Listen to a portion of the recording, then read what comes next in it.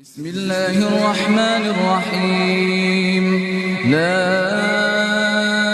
أقسم بهذا البلد وأنت حل بهذا البلد ووالد وما ولد. لقد خلقنا الإنسان في كبد.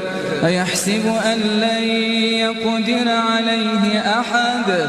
يقول أهلكت مالا لبدا. أيحسب أن لم يره أحد.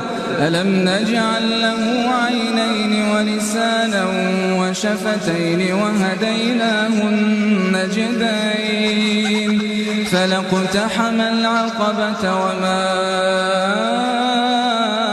أدراك ما العقبة. فك رقبة أو إطعام